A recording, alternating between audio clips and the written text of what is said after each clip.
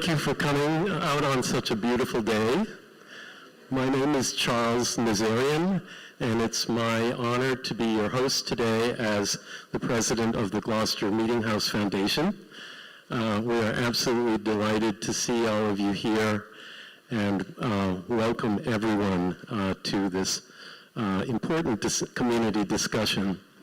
We had planned this event starting several months ago, not knowing, of course, what the results would be of the election, or elections, one should say, but knowing that whatever the results were, that there were important issues to be discussed in terms of how we or do not communicate well with one another. And we thought no matter what happened, this would be a great opportunity for people to discuss, especially how polarized we've become, how difficult it is often for families and for friends to discuss political issues. It's always been difficult, but in recent years we have all experienced this rather extreme polarization and also extremes of various other kinds in our civic life. And it's a matter of great concern. A couple of housekeeping items first. We are simulcasting, and this program will be available on our YouTube channel afterwards in video form. So if you would turn off your phones or anything that makes noise, this would be a good time to do it. Also, for anybody who needs a restroom, and who doesn't these days, we have a 2-hour program for you, so it's important that you know where things are. The closest facilities are through the door to my left and at the end of the hall, and there are 2 more at the bottom of the stair in case those get busy. You should also feel free at any time to avail yourself of the refreshments at the back of the sanctuary. There's coffee and tea and pastries back there. And we elected not to take an intermission, but to go right through with the program. So if you need to get something as a refreshment, please just get up quietly and help yourself. There are a number of thanks that need to be given today. First is to the events committee, which planned this event, chaired by Heather Atwood. And there are 5 or 6 core people who have worked extremely hard on this with Heather in order to bring you the most up-to-date and meaningful event that we could conceive. So if you will please give Heather and the events committee a round of applause.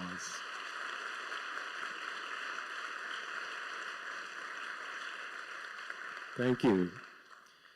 We also are indebted to the sponsors of this event. Their names are on your program. I won't name them individually.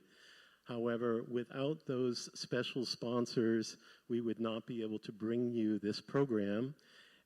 In addition to the people who are named on the back of the program, there are another 24 or so general sponsors for our Autumn, Winter, Spring series that runs through May. We have a monthly event of a different kind every month. If you'd like to know more about those, please sign up for our email list, which is out in the hall, or go to gloucestermeetinghouse.org. But please give our special sponsors for this event a round of applause.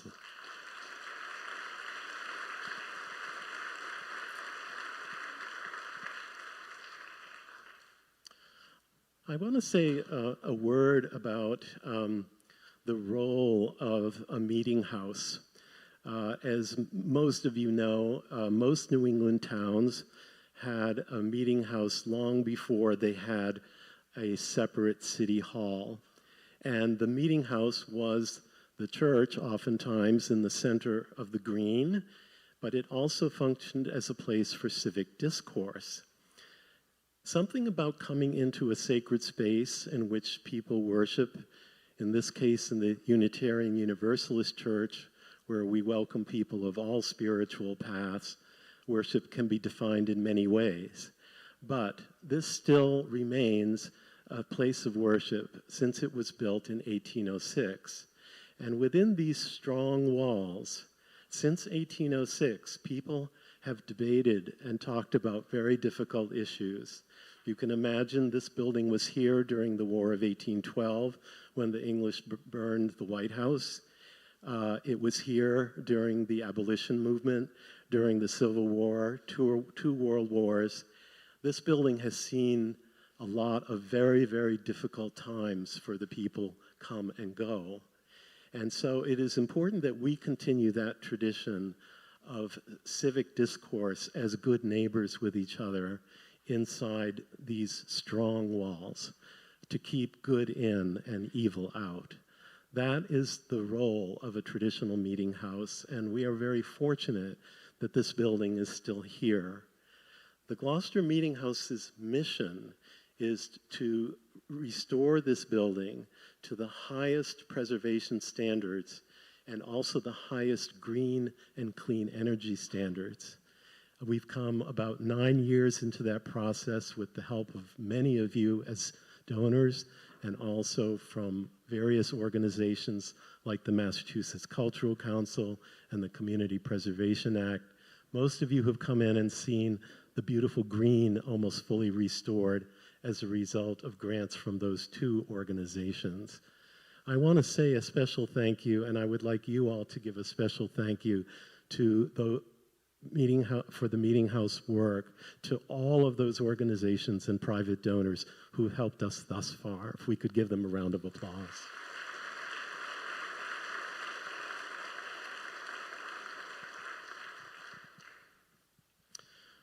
This afternoon's program features Colin Woodard, who actually was here, I believe, 3 years ago now, or 4, I should look that up, and gave us an amazing talk about his book, American Nations, about 11 rival settlements from the early times of the founding of our country.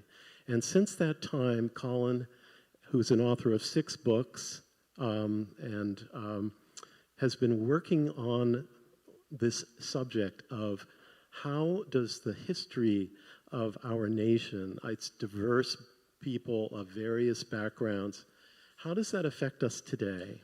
How does that affect the way people vote today or how they perceive each other in different regions?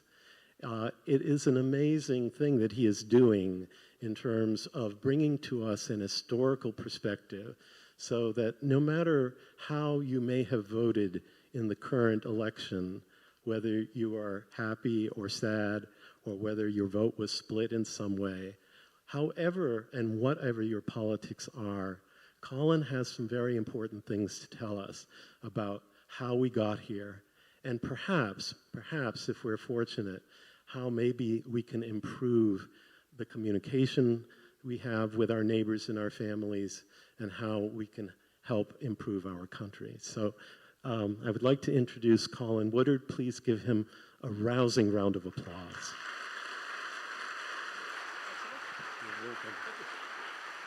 Thank you. Thank you all very much. Can you all hear me fine? Is the mic mic'd well for the people in the back? No, let's improve on it. How about if I move? How's that? Hey, all right, everyone in the back, good? All right, well, thanks so much for having me, the Gloucester Meeting House Foundation, and for all of you for coming. As a Mainer and native New Englander and historian of U.S. regional cultures, it's a great honor to be on a Meeting House stage. You know, the podiums where the Edward Everetts and George Bancroft and Frederick Douglasses of the world made their cases. So I appreciate being here in the bosom of New England in a building that was built in 1805, playing this kind of civic role. I run Nationhood Lab, which is a project at the Pell Center for International Relations and Public Policy at Salve Regina University over in Newport, Rhode Island, where I study and write about the problems of United States nationhood and how to solve for them. So I've been very busy of late. This is actually the first time that I've been speaking to an American audience since the election on these issues. Most of what I'm going to tell you is exactly what I would have told you regardless of the result of the election. But I've been sorting through, what do you say to people if you're someone who's studying democracy and the risk of authoritarian rule and fracturing of the republic about it? And I'm still weighing through, because on one hand, the thing that I've been warning about for 8 years now has come to pass. The world will never be the same. It will take a generation or more to change what's about to happen. And I think most Americans are going to be profoundly shocked about what's about to come down the pike. So we don't want to act like this is business as usual, because it absolutely isn't. But at the same time, if our democratic traditions are to survive, we can't be afraid or fearful or hide in the bunker either. So everything I've been thinking about is about how you both say crisply, this is what is coming, be prepared, but also to be able to say, stand up and it's not inevitable, right? The people in our system matter, and in all kinds of ways, they're going to be called upon on that.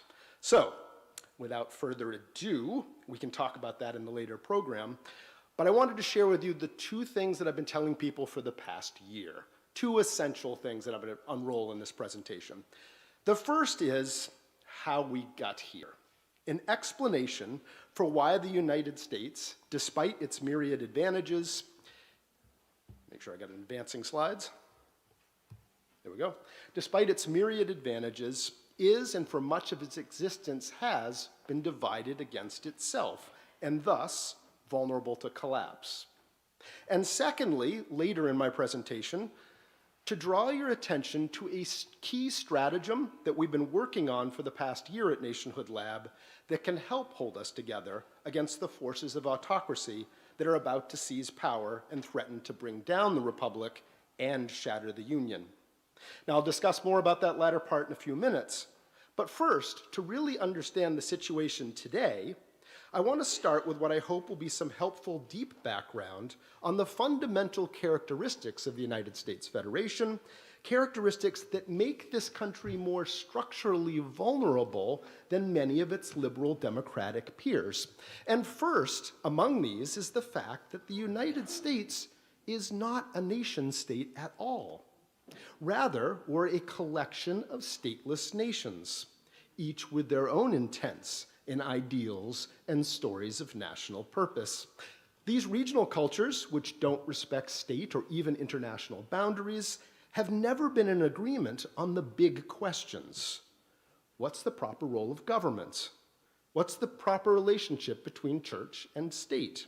And even the meaning of such key words in the democratic lexicon as freedom or liberty. These stateless nations, these regional cultures, go back to the beginning of European colonization and settlement, back to the 17th and early 18th centuries. The original colonies and their clusters were settled by people from distinct regions of the British Isles and from France and the Netherlands and Spain, each with their own religious and political and ethnographic characteristics. Each was colonized at a separate time and under a different political model. Some championed individualism, others utopian social reform. Some embraced an explicit Anglo-Protestant identity, others ethnic and religious pluralism. Some valued equality and democratic participation, others deference to an aristocratic order modeled on the slave states of classical antiquity. The Puritan project in New England had little in common with the neo-feudal aristocratic society of the Chesapeake country, or with the Dutch commercial colony encompassing what is today Greater New York City, or New Spain's far-flung northern frontier, or the West Indies slave society planted in the deep southern lowlands by English planters from Barbados. For generations, these distinct Euro-American cultures developed in remarkable isolation from one another, consolidating their own cherished principles and fundamental values, and expanding across the eastern half of the continent in nearly exclusive settlement bands. They saw themselves as competitors, for land, for settlers, for capital, and even as enemies, taking opposing sides in conflicts like the English Civil War of the 1640s, or the events of the Glorious Revolution in 1688 or 1689 by the time we got word of it on this side of the Atlantic, in the American Revolution, in the War of 1812, and of course, the US Civil War. Here, by the way, is a map of Spanish colonization in the Southwest. The areas that are bolded and shaded are the areas that were actually colonized like boots on the ground prior to the US annexations. You'll see that matches the map of coming up of that regional culture. But the point I'm making is that there's never been one America, but rather several Americas. And today, there are 11 large ones. You can see them here. You have to use county-level data, of course, because they didn't respect state and international boundaries in order to see them. Now, tonight, this afternoon, there's not time enough to describe them all to you individually, but suffice to say that they've always been divided on the key issues with profound effects on American history and society. So let me stop here for a second and just give a word on what this map represents. This entire map is just following those settlement patterns that you saw on the previous slides with the arrows. So just to take an example, look at Yankeedom, right? Here's a culture that was founded by the Winthrop fleet in the 1630s, coming here to Massachusetts Bay, getting off practically on this soil. A group of people who believed that they were a covenanted people like the Old Testament Hebrews, that God had chosen them to do things in the world, that they were tasked to an errand in the wilderness, light on the hill.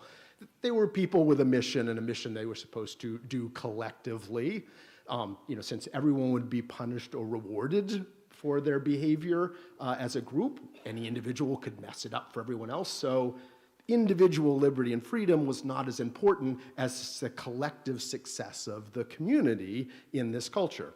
And that's kind of a theme that's carried through in the places that they ended up colonizing, because the early Puritans quickly annexed the old colony of the Puritans and Cape Cod, and the weird royalist settlements that Sir Ferdinando Gorges had created in what's now southern Maine, and then pulled New Hampshire into its orbit, and then created and then kind of conquered Connecticut and absorbed it. And then, when the Dutch, who had founded what's now New York State, it was New Netherlands, starting at the mouth of the Hudson and working their way up the Hudson Valley, when the Dutch were defeated in an Anglo-Dutch war in the 1670s, suddenly New Netherland became British, it became New York.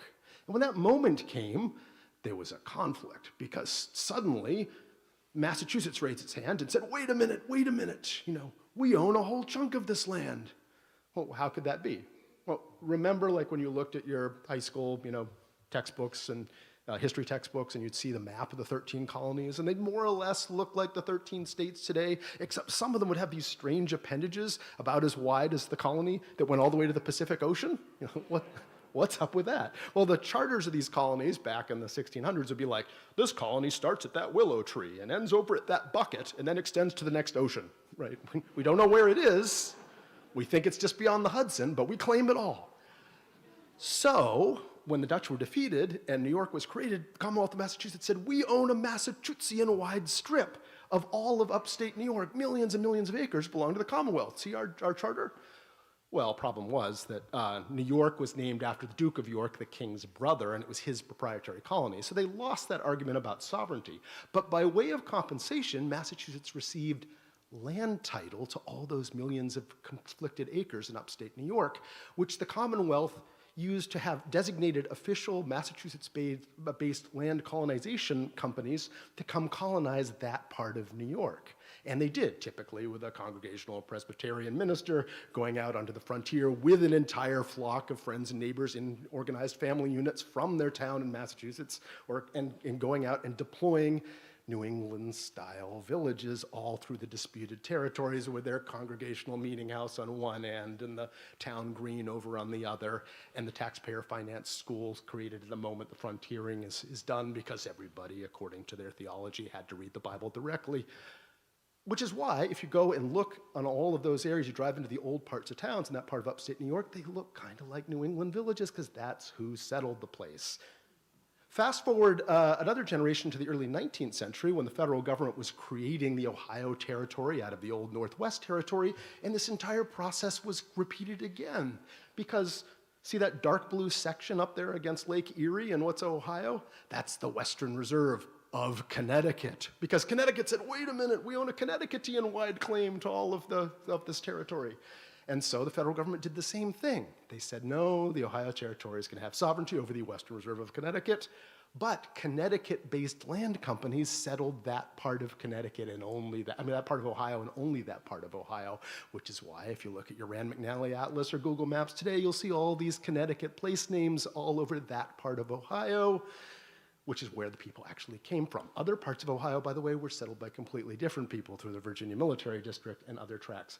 Go on to the Michigan Territory being created, and the early settlers, there was a lumber territory, so a lot of the initial lumberjacks all came from the one place where the industrial techniques of 19th century lumbering had been perfected, which was the interior of Maine. Huge numbers just moved over into Michigan, but the leadership groups who formed the territorial legislature and met to create the state constitutional convention to determine the institutions and norms of that new territory and state, and the territorial and state governors all came from the Yankees settled Western Reserve of Ohio, the Yankees settled upstate of New York, or New England itself, which provided 5 of the first 6 territorial and state governors.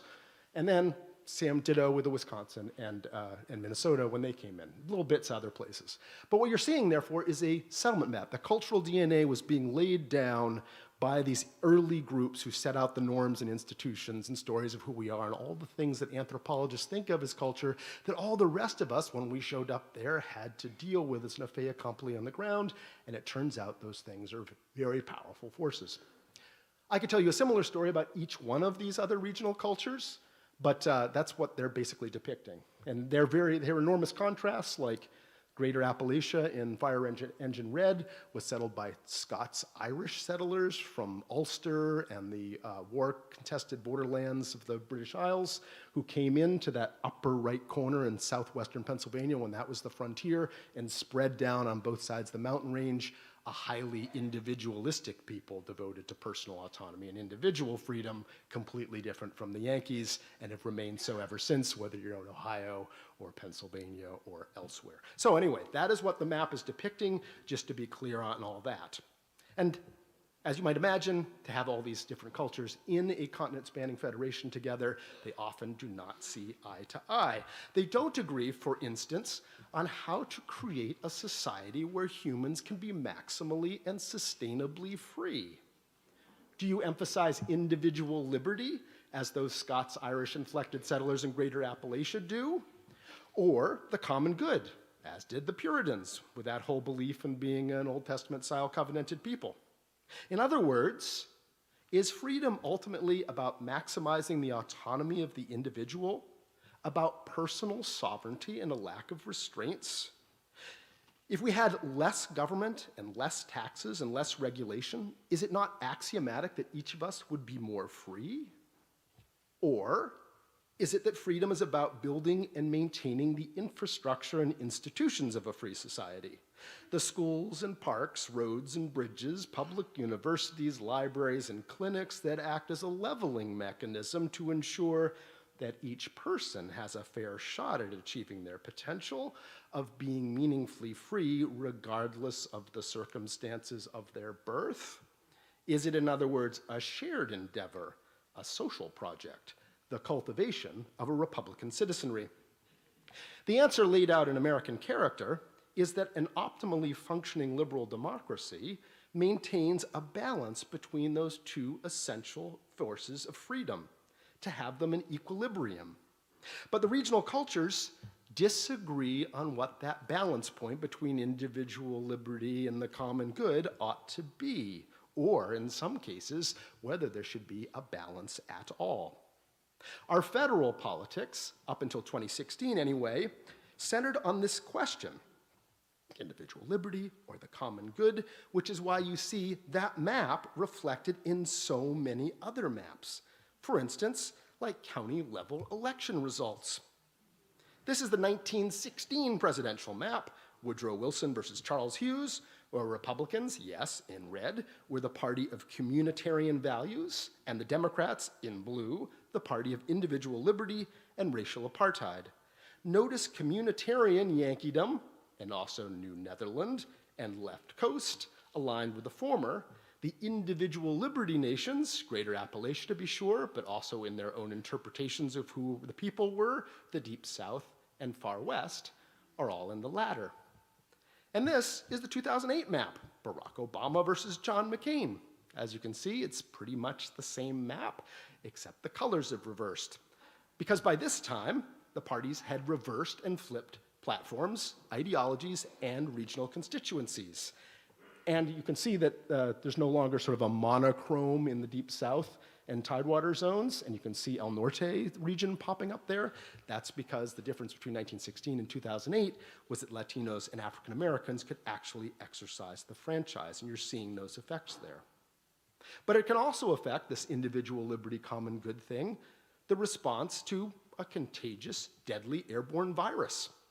You can see how the individual liberty nations hobbled the United States' response to the COVID-19 pandemic, resisting mask wearing and vaccines, the vaccines mapped here at Nationhood Lab by nation, as of August 15th, 2021.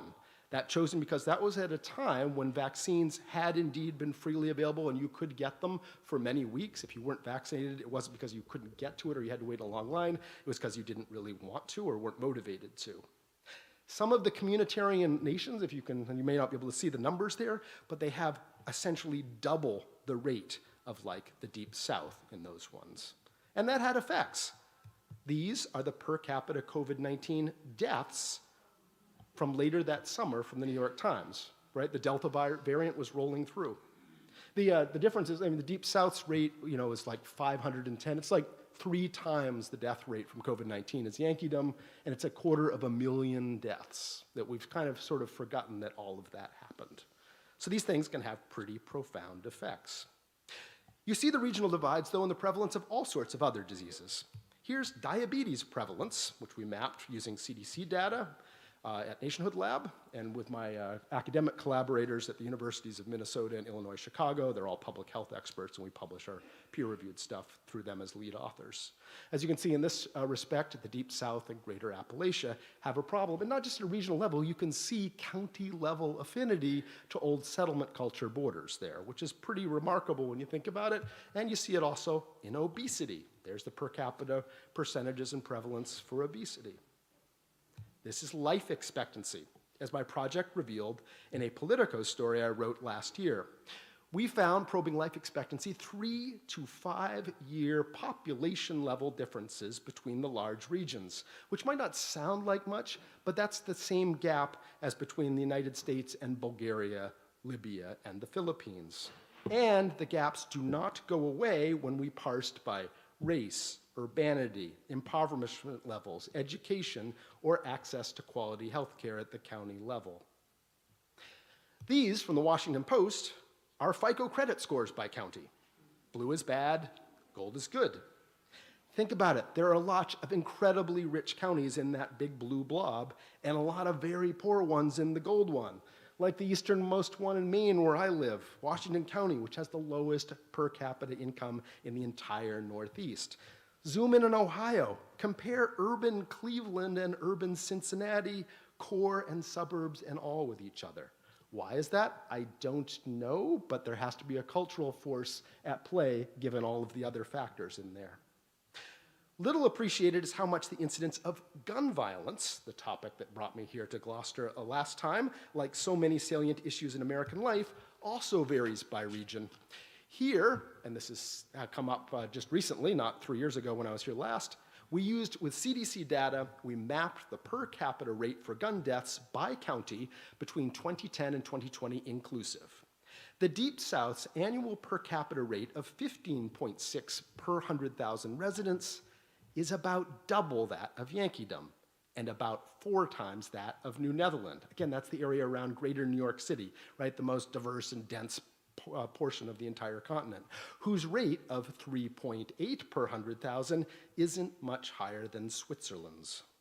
The gaps, by the way, persist or grow wider if you look at just urban counties compared across the regions with one another, or just rural ones, or just at homicides, or just at suicides, or just the victim is white, or just the victim is black. And this was the subject of another Politico story we did last year, which was their most read story of the first half of 2023 across the entire site. When I show this image, though, on the internet, the thread typically fills up with the trolls saying comments that basically amount to, well, this is just a map of where black people live. Because African-American gun homicide rates are indeed typically a decimal place higher than for whites, though African-American gun suicide rates are half the white rate. But to dispel the notion that regional effects are not at play, here's exactly the same exercise, but for whites-only gun deaths. The Deep South's rate is double that of Yankeedom and 5 times that of New Netherland. Not unrelated, here's every fatal white supremacist mob action in the United States between 1835 and 1964, both lynchings and race riots, as mapped by the Monroe Work Today Research Group. The orange dots represent an incident where an African American was killed. The yellow ones are Latino victims. The presence of these regional cultures also profoundly affected 19th and early 20th century immigration. This, from the Census Bureau, is the percentage of foreign-born people in 1900 by county. Because the census taker said, hey, you're foreign-born or not? And so they actually recorded it, and people have crunched all the numbers, so we actually have the individualized data on that. Notice that in that Great Wave, nobody went to the Deep South, Tidewater, or Greater Appalachia, further reinforcing identity and demographic differences between the regional cultures. And this, in turn, affected the distribution of religious traditions. Here, from the Association of Statisticians of American Religious Bodies, U.S. Religion Census, are the dominant religions today in each county. Red is Southern Baptist. You can see a green Methodist belt built in there in the Midlands. Gray, of course, is LDS, the Mormons. And blue is Catholic, the largest religious group amid that great 1880 to 1924 immigration wave that so profoundly changed ideas about American identity, forcing legacy Protestant America, kicking and screaming, to accept that henceforth Catholics, Orthodox Christians, and Jews, at least, would be full-fledged Americans too. Except none of that happened in the southern regions. That Baptist zone you see there is the legacy of the spatial maldistribution of that immigration wave. The only part of the country where Christian nationalism, the notion that America is rightly an evangelical Protestant nation by and for evangelical Protestants, can find fertile soil, because it's obviously not the case if you live in any of the other regions and hasn't been for 6 generations now. But it's a plausible argument if you're in that particular zone. Here is a detailed crowdsourced map of American dialects today by the internet researcher Rick Ashman, which, like many of the data sets in here, appeared years after I wrote American Nations in 2011. So he basically had a website. He said, hey, punch into my website, tell me where you live right now, and record this little script. And then he did his diphthongs thing and all that linguist magic, and then sorted them, not based on where you were born, but based on where you live now, so it's already scattering all that. Notice that in the deep blue markings, how much those major domains correspond to the original settlement patterns, which, when you think about it, makes perfect sense. And finally, and this really surprised me, even genetics. This study came out in 2017, 6 years after I wrote American Nations, in the journal Nature Communications. Scientists from Ancestry.com, right? You give them your Q-tip and they, give you back, sequence your genome and tell you, oh, I'm not Lithuanian. That man's not my father, right? All those big surprises. Well, if you checked the box that said you can use this for research, and 770,000 people had at the time they did this study, Ancestry put all of the genomes and sequenced the entire genomes, all 770,000, fed them to a supercomputer. It was tasked just to go look through all those genomes for people who have unlikely close relationships, even though they don't appear to be in the same genealogical tree. And then because it's Ancestry, they also have your family tree, so they know where your maternal great-grandmother on that side was born and died, so they geospatially map the clusters backwards. And that's the map that you got there. They'd never heard of American Nations because people started hitting my social media feed with that map when it came out, and I interviewed them and did a little short story on it, but yeah, it corresponds with, to a remarkable degree. And remember, American Nations is about cultural transmission, not about genetics at all.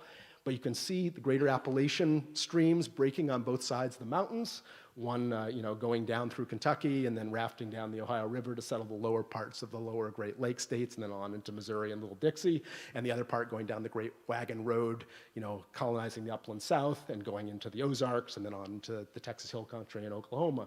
And you can even see like the Mormons they're all Yankees, right? They were fleeing Vermont and then Nauvoo, and that's all Yankee grouping. If you look at a map today of the dominant self-reported ethnicity in the current census, the only places where a county will have a dominant English ethnicity self-reported are like Vermont and Utah, because those same people in the pioneering exodus were all coming from the New England zone. Anyway, so the most important decision that people make about who they're going to end up having kids with often followed along these regional contours, even within states where people on the other side of the contour line would have been just as close. So the point is that the divides are real, and they're persistent, and they matter today.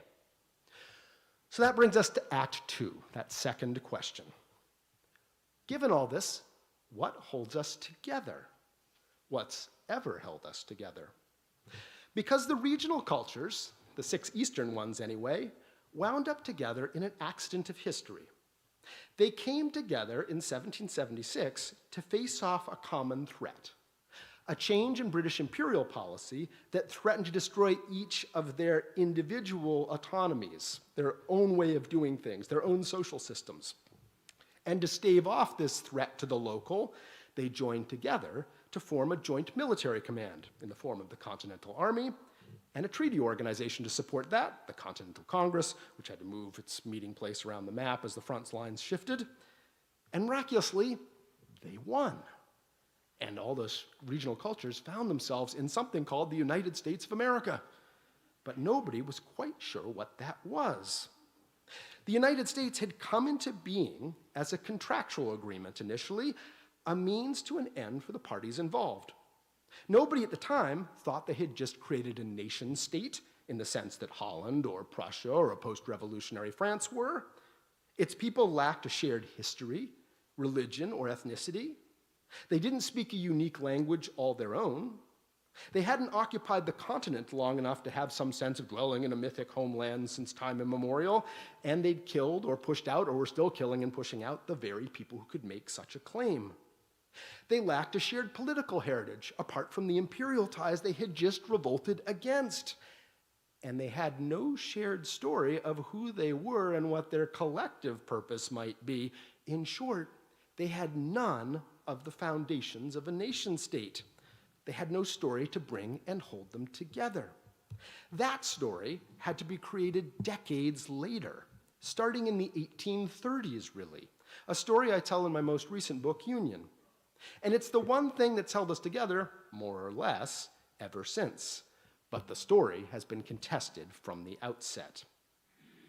Today, the regional fissures are having a corrosive effect on that story, a shared loyalty to the ideals in the Declaration of Independence, the inherent equality of humans, their rights to life, liberty, the pursuit of happiness, and representative self-government. And when those ideals are under assault, the US has little else to fall back on. This is a very important point. The fate of the Republic, in the form of those ideals, and the Federation are one and the same. If the Republic falls, the Union will collapse shortly thereafter. Now, such stories, such national narratives, we call them in academic terms, are required for every nation, be it Germany or Hungary or Japan or ourselves. Because as individuals, right, to have fealty to something as abstract as a nation, to feel that we owe that nation greater loyalty than to other nations, that we're bound to its fellow members more than humans who are not members of that group, that we might ultimately give our lives to it, that requires a compelling and credible story, an idea that's evocative and feels true on some level, that has footings in the past and gives us an answer to that question as to why we're together. A society without such a credible story, the historian William McNeill wrote 35 years ago, soon finds itself into deep trouble. For in the absence of believable myths, coherent public action becomes very difficult to improvise or sustain. And so the story of United States nationhood, of what the country's purpose was, and who belonged, and where it came from, and where it was going, had to be created ex post facto. And by the time we really got around to doing it in the 1830s and 1840s, there were two stories competing with one another. Two stories of America that could not coexist. A contest over identity and purpose that has continued to this day. One story said, yes, we may lack a shared history, religion, or ethnicity, but what we share are a set of ideals, those ones I mentioned earlier from that famous passage in our opening statement as a people, the Declaration of Independence. To be an American is to be committed to this set of propositions about the nature of the universe and humans' place in it. In this tradition, first packaged and promoted by a Massachusetts Yankee, the historian statesman George Bancroft in the 1830s, so I wouldn't be surprised if he'd shown up in this building at some point or another, he argued that America's purpose was to create a society dedicated to making those ideals a reality, and that Americans' purpose was to fight for those ideals and for one another being able to secure them. Now, these are good ideals. A natural right granted to all humans by God or nature or the universe, or as the Declaration puts it, nature's God, to not be tyrannized, to pursue our happiness as we each understand it, and to have equal access to the representative self-government that makes it all possible, and that we're in a covenant as Americans to protect one another's rights to these things. Now, these are the ideals that Frederick Douglass fought for in every speech he made. This is Lincoln at Gettysburg and Martin Luther King Jr. at the Mall. It's our civic national ideal, the American promise. But it was contested immediately from the 1830s onward by a counter-narrative crafted by a circle of Southern intellectuals who said explicitly, no, the Declaration is wrong. Humans are not equal. Only the Anglo-Saxon race, they argued, had the genius and ability to secure the promises in the Declaration. We're a classical republic, like ancient Greece and Rome, where a minority have the privilege or liberty to practice democracy, and subjugation and slavery are the natural lot of the many. It was an ethno-national and inherently authoritarian vision. The battle between these two versions of America has been our eternal struggle. There was a fight throughout the antebellum period, and in the Civil War, and Reconstruction. The ethno-nationalists actually ruled this entire federation in a consensus in the 1910s and 1920s, when the first deep Southern president, Woodrow Wilson, segregated the federal government. When they were putting up all the Confederate statues we've been tearing down. When Birth of a Nation, and that's the actual movie poster for it, was all the rage. A film celebrating the Ku Klux Klan's successful terrorist campaign to restore white supremacy in the occupied South. When the 1924 Immigration Act imposed racial quotas explicitly to defend the Anglo-Saxon character of the country. The civic national vision only triumphed federation-wide for the first time in the 1960s, the result of the mass mobilizations in the world wars, the civil rights movements that those returning African American and Native American and Latino American vets helped spearhead, and the interventions of the federal government at key moments, because the existence of a formal racial apartheid regime in the American South was providing the Soviets with powerful propaganda to win the war for hearts and minds of people on what had become the primary battlefield of the Cold War, what we now call the Global South, and was then called the Third World. And so, the civil rights movement toppled Southern apartheid and challenged Northern racism. The feminist movement demanded social and professional and sexual equality for a gender that comprised the majority of the population. Gays and lesbians fought police and discriminatory ordinances. Elite colleges began partially dismantling their old boy networks, and public universities rapidly expanded to increase educational opportunities. Congress passed a new immigration law in 1965 that repealed the ethno-national quotas, reopening America's gates to humanity at large. And a new generation of historians began challenging the neo-Confederate narrative of American history that had dominated public school scholastic textbooks for a half century, while dispelling the innocence of the American colonization of the continent. And so, the civic national narrative returned to the fore. And that's when we became a liberal democracy, small l, small d. It's in living memory. It's the 1960s, not the 1860s. It's not inevitable. It's an incredible gift that had to be fought for and continues to have to be fought for. Because the forces of autocracy and ethno-nationalism are on the march. And they have their narrative, their story of the kind of country they're fighting for, all worked out. The rest of us don't have it all worked out. And by the rest of us, I mean the 70 to 80% of Americans who actually don't want to live in an ethno-national authoritarian world. We've lost our story, our message, and we were never really very good at talking about what those civic national values really mean in practice. What's a natural right to the pursuit of happiness actually mean?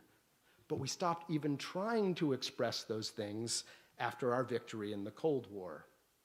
And a vacuum opened up, and demagogues stepped right in, as they always do. We need that story now, not only because democracy really is better than dictatorship, but also because the consolidation of an ethno-national authoritarian regime would almost certainly trigger the physical collapse of this federation. That's the work we're doing right now at Nationhood Lab, the testing, polling, and crafting of an emotive, weaponized, if you will, American story. The answer to why we should stay together, why we all belong, and where we're going. One that can be used in ordinary conversations in real-world situations. One that can rally that latent supermajority I talked about to defend what should have been America's values for all of these past 248 3/4 years. We'll be perfecting that story, a story of pride and reckoning, of an effort to create a society where all people can be meaningfully free. And in the new year, we'll be helping to deploy it by putting it in the hands of organizations working to reform civic education, to engage Hollywood producers and television showrunners to bring these themes into their creative mix, to help business leaders grapple with what values their institutions really can't do without, to political leaders, Republicans, independents, Democrats, or whatever, so long as they share a commitment to the American experiment, to organizations working the field to protect the vote, like the 700 local chapters of the League of Women Voters, to the 250th anniversary commissions in each of the 50 states, which will be tasked with helping commemorate the anniversary of the country and the Declaration in 2026, and into the hands of all of you. We're a public library shelf, and all of it is out there in the open for everyone. Now, we're digesting the results of our polling and qualitative work right now, and we'll be releasing our final messaging products to the world this winter. But our preliminary national baseline poll, completed in April, was very encouraging. We asked registered voters which statements about the nature of the United States they most agreed with. We offered statement pairs about national purpose, American identity, and the meaning of our past. In each of these cases, one of the statements was keyed off the ideals in the Declaration, the other rooted in more intrinsic characteristics, like ancestry, heritage, character, and values. We wrote each to sound as attractive as possible, and I actually expected that going out of the gate, the heritage character versions would win, if only because they seemed a lot more concrete and solid than pledging loyalty to a bunch of abstract ideals. But to my surprise, the civic ones proved far more attractive, regardless of the gender, age, race, education, or region of the respondents. 63% of Americans preferred the statement that we are united, quote, not by a shared religion or ancestry or history, but by our shared commitment to a set of American founding values, that we all have inherent and equal rights to live, to not be tyrannized, and to pursue happiness as we each understand it. over a counter statement embraced by only 33% of respondents that said we're united by, quote, shared history, traditions, and values, and by our fortitude and character as Americans, a people who value hard work, individual responsibility, and national loyalty. I put up some crosstabs here. I don't know if you can read them on the screen. Green's preference for the civic version, yellow for the heritage ethno-national constructions. You can kind of see how it splits. The former was the overwhelming favorite by almost everybody, with two exceptions at the bottom, Republicans and those who voted for Trump in 2020. But still, 45% of the respondents from both of those groups preferred the Declaration's vision, joining 63% of independents and 79% of self-identified Democrats. As a starting point, before we'd even worked on any messaging magic, these were very encouraging, unexpectedly encouraging numbers. In late August, we completed the last rounds of our polling, and one of the things we did, we tested if Americans really do agree with that argument I mentioned before, which is based on a logic-based analysis of the Declaration's text, that we are duty-bound as Americans to protect one another's rights to life and liberty and so on and so forth. And to my surprise, I thought it might be 60-40 again, right? Like 60-33 or something like that. But they did by an incredible 97-2 margin, which was the widest margin our pollsters had ever seen on any question they'd posed in the field on anything. Now, we did do some subsequent questions where we kind of stress test those same respondents' commitment to that statement, asking them if they'd support various actions by officials of their party that clearly violate one or another of these natural rights propositions. In questions where there wasn't a clear partisan political advantage, book bans, for instance, everyone hated the proposed anti-democratic action.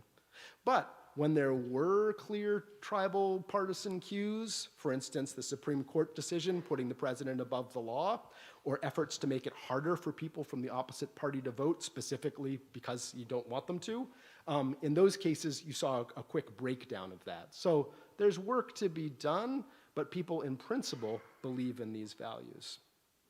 And so that's the work that we're busy working on now, on perfecting that effective message, that compelling story of US civic nationhood. We're optimizing that language now, and we'll roll it out early in the next year. Now, you may say, you'll never convince everybody. And that's true. There's 10 or 20% of Americans, and it shows up in polling and social science literature, who really are all in, not just for the heritage and tradition and character vision, but for a full-blown ethno-national authoritarianism. People who genuinely relish the public promises of Trump to assign active duty military forces to domestic law enforcement duties, to pardon convicted insurrectionists en masse, to investigate and jail critics and political rivals on trumped-up charges, to purge the civil service and stack it with people whose loyalty is to the leader rather than the people or the law or the country, to use the Insurrection Act to crush protesters. A world which would amount to reporters, public officials, election workers, and anyone who crosses the leader to be physically threatened or attacked. A world where elections might not be settled by voters, but by the machinations of the regime. The 15 or 20% of people who genuinely support that agenda explicitly will indeed reject the civic narrative I propose because they are in fact rejecting the American experiment.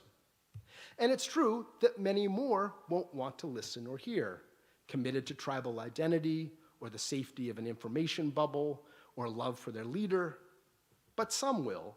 And to protect democracy going forward in the next few years, in a country poised at a knife's edge, waking up 5 or 7% of those who don't realize what the menu options actually are will be decisive. And in the middle and long term, I believe the wind is at the backs of the civic national supermajority of this country, because I have Gen Z and Gen Alpha children, and their generations, and the millennials to an extent, are not on board for authoritarian ethno-nationalism, and our polls showed this as well. In the election, by the way, just earlier this month, youth voted against Trump, but young white men shifted towards him, especially 25 to 29-year-olds who are the young millennials. But as those generations' electoral power grows over time, that threat to our country will recede, and we can move on to addressing the core problems that got us into this mess in the first place.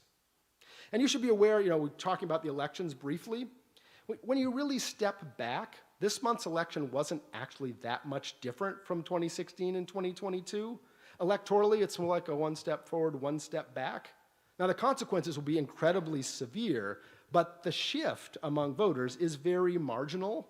I mean, if those of you who remember, Nixon in 72, Reagan in 1980, none of us remember FDR's victories, but the entire map would be one color, right? These are minor shifts. As you can see here, these are the American nation's regional cultures, 2016, 2020, 2022. You can see the minor shifts around, but essentially the regions voted the same way they did in the past elections, except for Spanish Caribbean and the southern bit of Florida. Trump actually performed a little worse than ever in his two strongest regions, Greater Appalachia and the Cajun Enclave in New France. And Harris did a little better in the swing region of the Midlands than Hillary Clinton did. All the numbers aren't in now. This is a preliminary map at the bottom because California still has 700,000 votes to count and Oregon still has 20 or 30,000. So on the western side of the map, those margins may up shifting. But what's clear from all the initial data we're getting is that people in general did not vote as if democracy were on the ballot, even though it was, but as if this were a normal election where they were upset about the economy and blamed the incumbents. And we'll have a lot more detail on that going forward. I don't know if that's encouraging or discouraging to democratic discourse, but I would not say that it was an endorsement of ethno-nationalism. It's just a failure to recognize ethno-nationalism when it's telling you it's here explicitly from the pulpit on television. So I invite all of you to follow our work as it continues to unfold at nationhoodlab.org, and I look forward to answering your questions and to the panel discussion to follow, and thank you very much.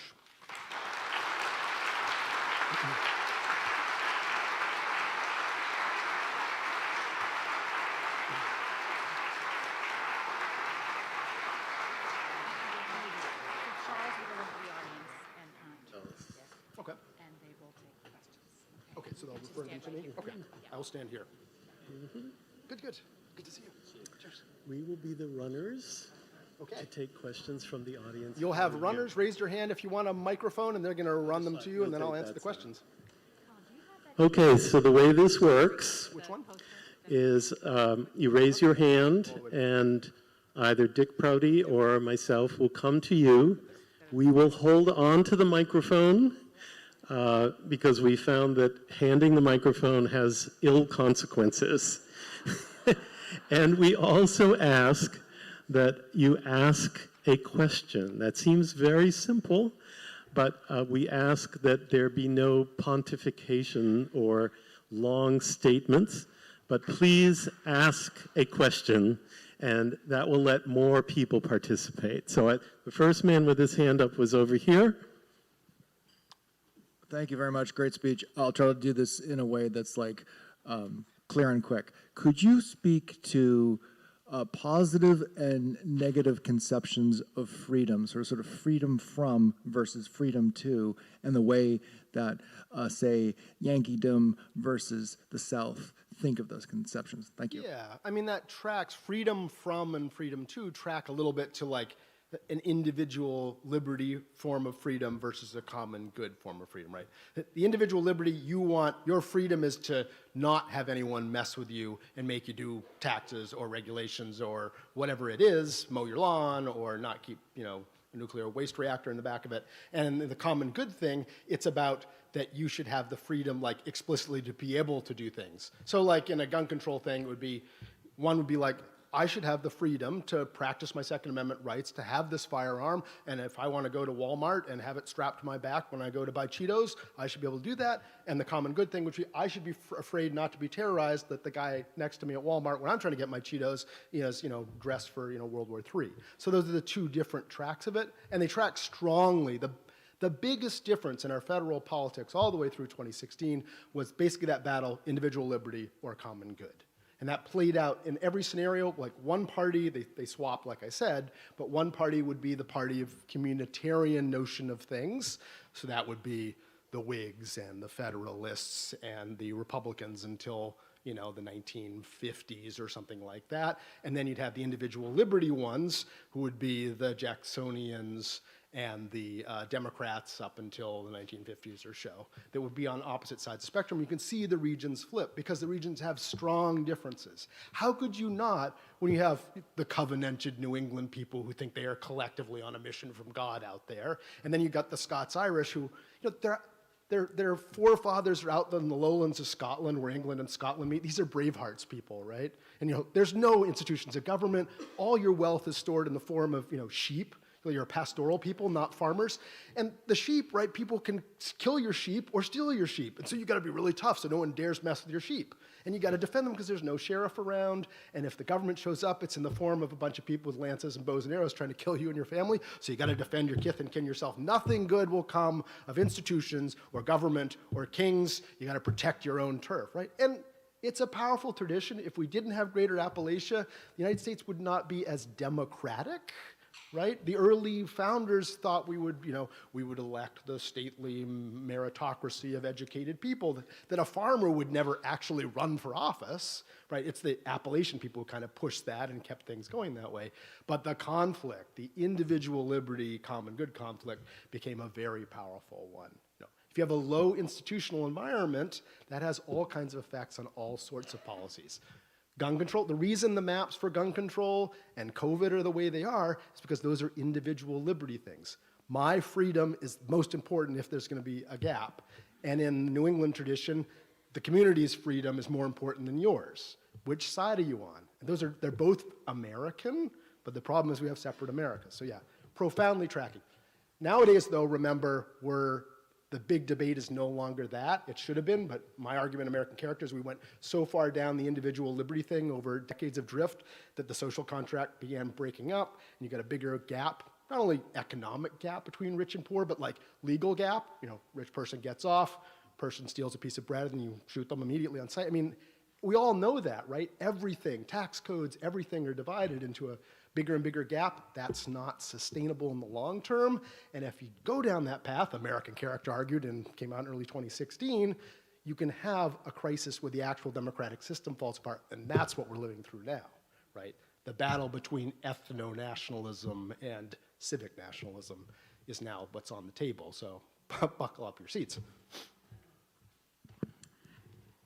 Paraphrasing what you said about what you're doing now, which is continued research, and that next year you're going to be releasing something that will help frame. Yeah, like January, February, really early on. Well, whatever it is you're going to do, what do you think is going to be the strategy to reach the people who are getting most of their news from sources that aren't actually news?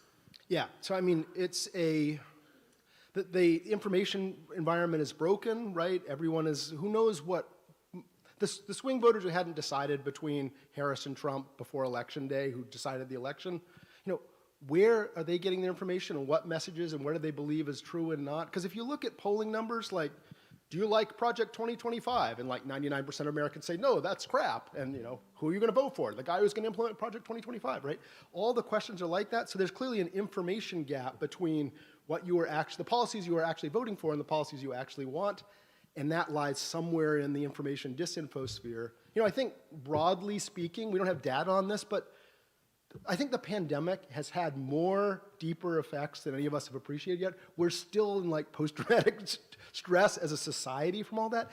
And what we all had to do by necessity was crawl deep into the internet during that pandemic, right? And deep in the internet is where the conspiracy and disinfo and all that stuff is. And we're trapped down there, right? We're all, in a way, the real world feels a little bit not real, and the real world is what happens out there that everyone can see in the internet land.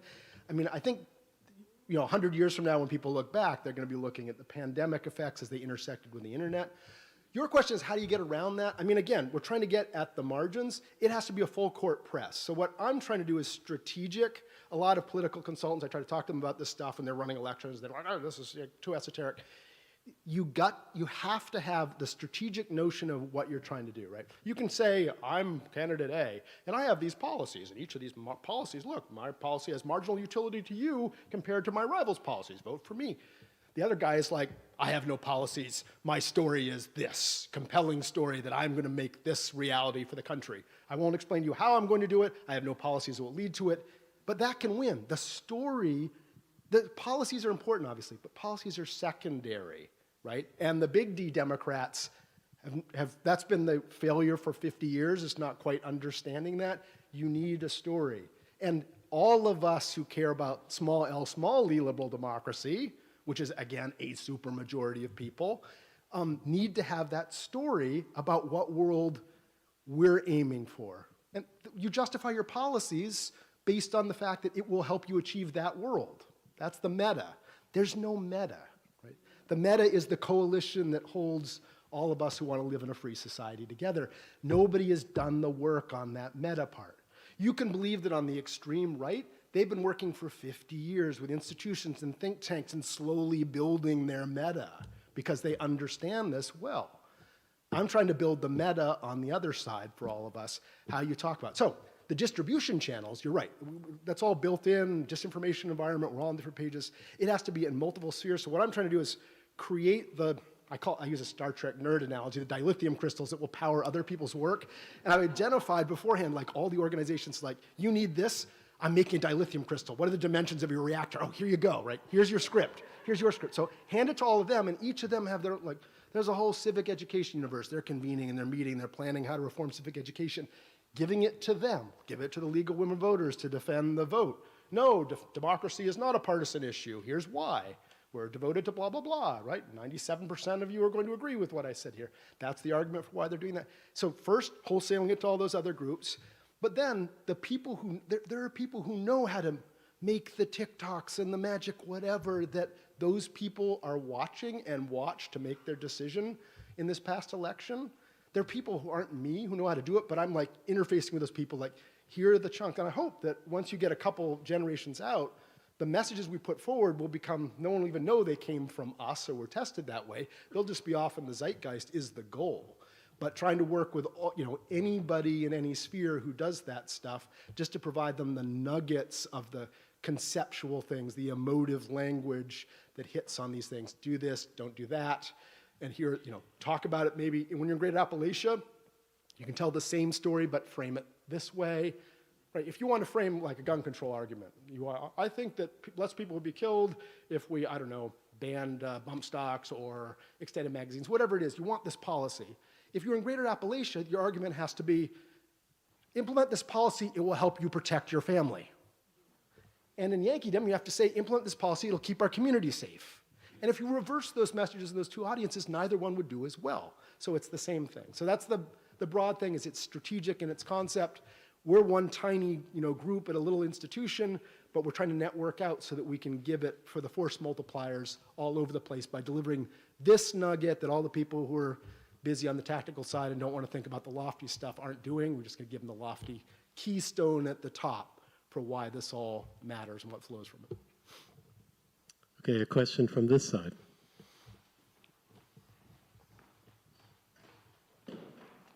Yes, I'm wondering if in all your research, 15 years or whatever, you have seen differences in levels of education that have affected this cultural divide, particularly the difference between high school graduate or less and college, including the Ivy Leagues. David Brooks, in the issue of the Atlantic Monthly for December, has a cover story that's just out this week, which he says it does make a difference. Yeah, you see that education is a big determinant of which side of the political divide you end up being on. We see it in all the polling. That part's not as surprising. The experiment I would want to run in that respect is if you took somebody with education level X and you took that entire cohort in Yankeedom and compared it to Deep South and Greater Appalachia, what's the apples to apples comparison between the regions would be interesting to see, and then what are the numbers and volume of people. What we do know, if you're talking regional culture terms, there are enormous disparities in education level that go back to fundamental settlement differences, right? Because the Puritans believed that everybody had to read the word themselves, that meant everyone had to be literate. So they created those taxpayer-financed public schools on the frontier. Everybody goes there. Everyone learns to read. It was the most literate society probably on the planet in the late 1600s. And the outgrowth of that is, if you have a literate society, that means suddenly you have a market for newspapers, printed matter. And start collecting things into libraries and research institutions, and you have to have universities to go out and train people. So the concentration by 1840, of higher education institutions and all the means of cultural production in the time, because there was no internet, right? It's all spoken word and printed word. Yankeedom just owned it all. And Yankees who moved to New Netherlands and set up some publishing there.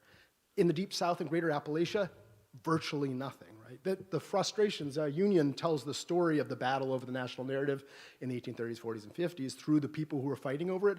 And the big, Southern Confederate, ethno-nationalist guy, William Gilmore Simms, he was the leading intellectual in the Deep South in Charleston. And he started journals, and he was writing books and doing speeches and going to battle against the Yankees on the terms that he believed that humans were not inherently equal and that we were in ethno-states, the Anglo-Saxon race.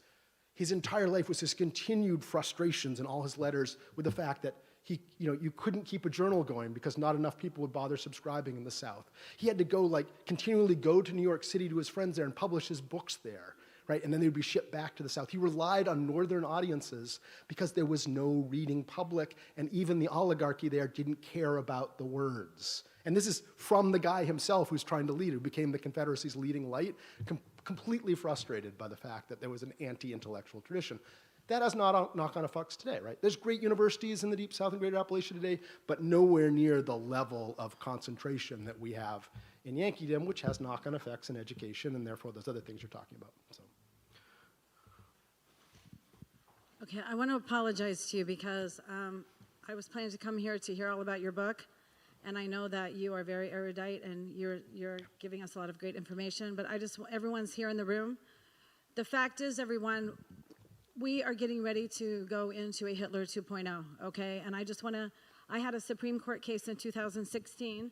Everything that was in that Supreme Court case has been borne out in the media. I don't have time to go through all the receipts and all the details, but there's a lot of evidence, and we can all check that also later, that we're in the middle of a cyber coup. This election was altered. Kamala Harris did win the election. I'm not asking for a debate about this right now. If you believe that's possible, and even if it's not, I'm getting to the question. Do you believe that there's a potential to turn around what we're doing right now using the Constitution? I have a petition. You can find me later. We're asking President Biden to exert his emergency powers. Everyone here is going to say he can't do it. No one will deny he could do it. Article 4, Section 4, our election was violated by a foreign power. Whether or not the results changed didn't matter. We have the right to ask him to exert his emergency powers. 14th Amendment, Section 3, insurrection. All right, let's let Colin ask. Okay. No, Colin's going to respond. My name's Kirsten Martin, and I can be reached, Kirsten Lane Martin. There is a way to turn this around. We just have to push President Biden to exert.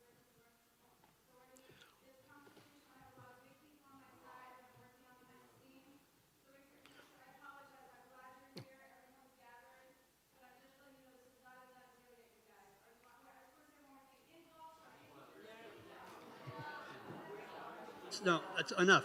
Yeah.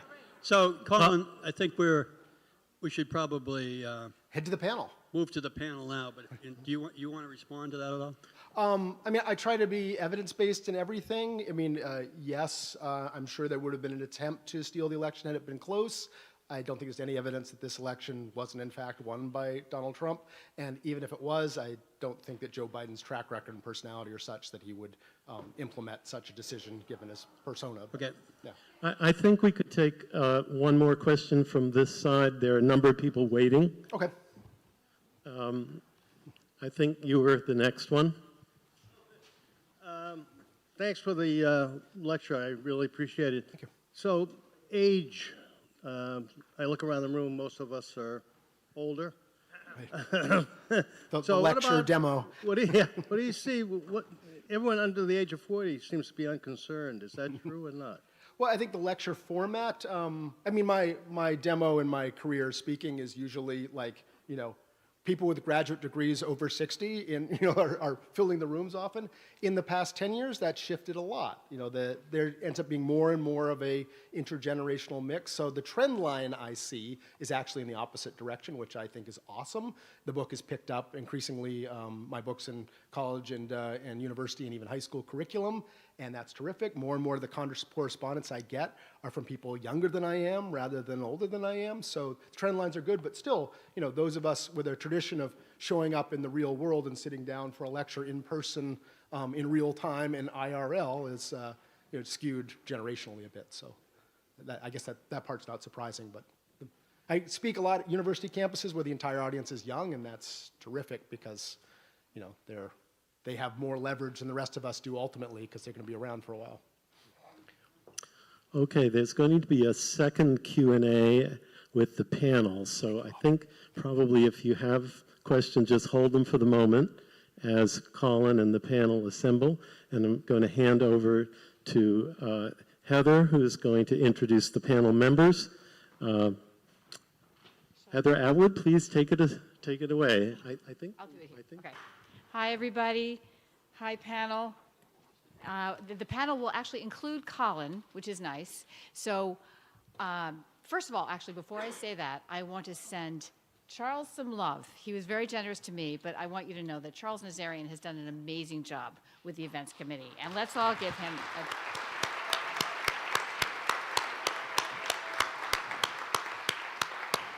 The Friday concerts, the Friday concert summer series is all created by Charles. All the amazing concerts he produces during the year are just a rich addition to this community. So thank you, Charles, again. I also want to thank Colin. One more thank you to Colin. And I need to say, if you have not read American Nations, it is really just a brilliant book. And right? And he was unable to include all the incredible details in those maps. And that's where the story really lives, is who those people were in those blocks of color. So, and it really just comes alive. It's well told, it's incredibly well researched, and that is the Christmas present for your Uncle John this year. So everybody should be giving their uncle that book. So, so this is our panel, including Colin. I'm going to introduce them. Next to Colin, we have Carrie Herman, who is a civics teacher at Rockport Middle School. And then we have Michelle McCaffrey, who is the co-chair of the Gloucester Racial Justice Team, a member of the Gloucester Human Rights Commission, and an activist. And then we have Steve Mott, who is a professor in sociology at Massasoit Community College in Brockton, Massachusetts. And I need to get my glasses on my head. So I am going to ask each of them a question, one question really about their work, because their work is maybe directly or maybe even a little indirectly connected to democracy. So I'll ask each of them a question, they'll respond, and we're hoping that Colin can jump in with more questions for them and more sort of color commentary perhaps. And then, then we will have a second Q&A. So you'll have the opportunity to ask them all questions about their work. Just before we begin, a quick note for our panelists. If you try your microphone in front of you, you press the push where it says push, and you'll see a green light come on. Hello. Hopefully I won't do that. All right, let's see if this works. So the first question is for Carrie, the civics teacher at Rockport Middle School. So Carrie, going into effect in the 2020-21 school year, the state of Massachusetts brought civics back as a school curriculum requirement. You are teaching civics in the middle school. Tell us about this curriculum and what excites you about it. Okay, good afternoon. Does that sound okay? I'm not used to a microphone. My children tell me I'm loud enough. So, of course, I have all this prepared, but I actually think it's wonderful that we require civics of all 8th grade students in Massachusetts. And I actually, when I had the opportunity to switch from teaching high school history, where I'd been teaching for 15 years, and to move, I left the high school in order to teach civics to 8th graders. So that, and Rockport's really small. There's only one 8th grade social studies teacher. So when she was promoted to administration, I jumped right at the chance to teach civics. And I love it. I loved teaching high school as well, but I really love this. And I think what's encouraging, I guess I would say, is that young people are really, really curious about the way the system works and how our system works. They want to know about the world. They care. They're at an age where they're just figuring out what they really care about. And to tell them that in a democracy, you actually have power. You have a voice. And actually part of the requirement from the state is that each student conduct what they call a civics action project. And what that means is that they have to identify a specific problem or specific issue. And I encourage them to stay local with that. And they have to then do research to prove that it's a problem, right? That it really is a problem. I had one student, for example, who wanted to do his project on the school lunch and how bad it was. And I had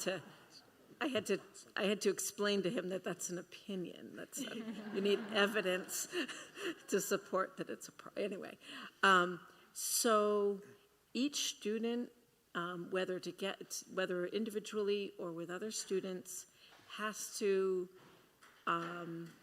gets to delve into a particular issue, do the research, and then figure out, okay, as a citizen, even though I'm only 14 years old, what can I do as a citizen to move the needle forward a little bit? Is there an elected leader that I can write to?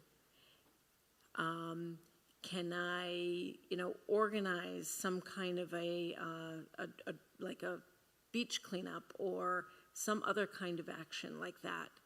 Or one of my favorites is, if all else fails, if we're out of ideas, there's always writing a letter to the editor. And the Gloucester Daily Times has been great about publishing those letters. So they learn, in other words, through this process, that they have a voice. They're not going to solve the problem completely, but are they able to put it on people's radar, raise awareness? That's important. So I guess what I see in terms of looking at the future of democracy, this is not just happening in Massachusetts, but I did a lot of research to prepare for this, and 38 states require at least one half-year course in civics at either the middle or the high school level. And the trend is towards more of that. So I think that the powers that be have realized that Americans don't understand the Constitution, don't understand this idea of common good that was just referred to, and that is fueling this mistrust of the institution of democracy. And by educating young people about how it's supposed to work, and this is also at a time when, if you think about it, if you're 14 years old, all you've ever, since you've been aware, right, of, when you're 6 years old, you're not really paying attention to democracy, are you, right? But they've only recently sort of become aware of what adults are talking about and of the polarization and all of that. That's all they've ever known, these kids, right? They've only known dysfunction, at least, and what is their diet of information? These kids are the kids that are on TikTok hours and hours a day, where they're just getting, very narrow bits of information. So the fact that they have a course where they can get the bigger picture, understand the way the system is supposed to work, understand something about the world that they live in, and then actually not just in theory find out that they can do something about it, but they're actually required to do something about it. I guess I'd say we're heading in the right direction. And the kids, I have to say that the kids love this class because it seems relevant to them. You know, it seems important. They do want to understand this. So I think I might have gone over my time. I don't know. You're good. You're really good. Okay. Yeah.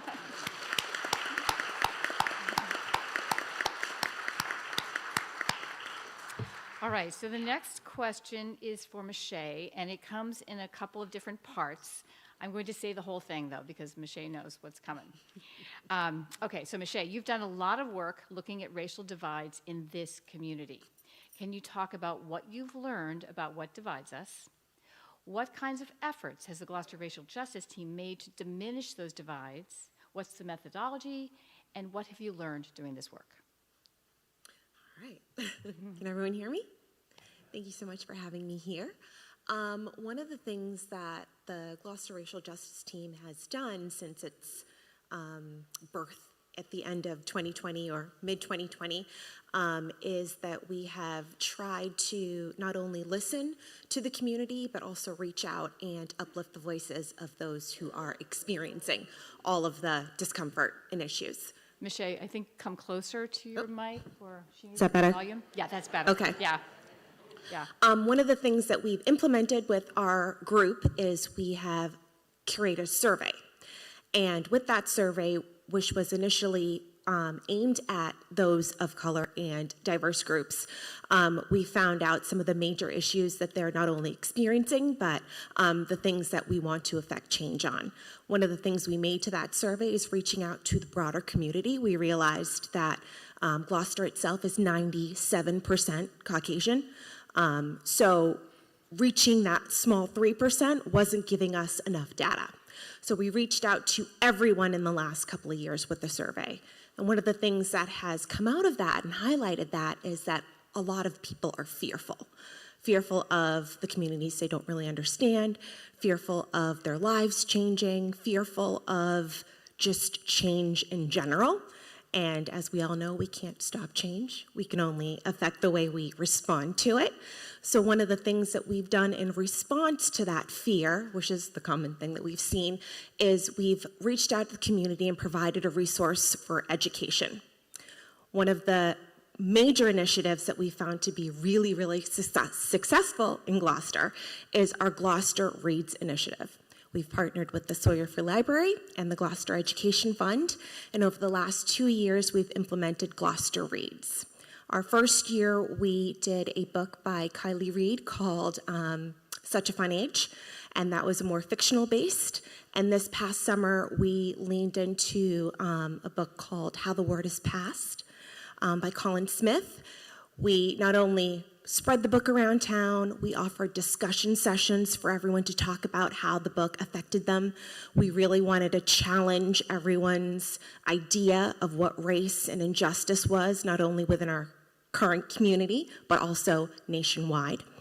And we've really found that people have resonated with that. It's really easy, well, not easy, but it's much easier to speak about a topic that's not as directly part of your life. You don't have to be as vulnerable, but it still starts a seed for the conversation. With the Gloucester Reads and what we hope to see in the future, what we hope to change is that letting people know that just because someone doesn't look like you, worship the way you do, worship it all, love the person you love or the group of people you love, that respecting them is kind of paramount.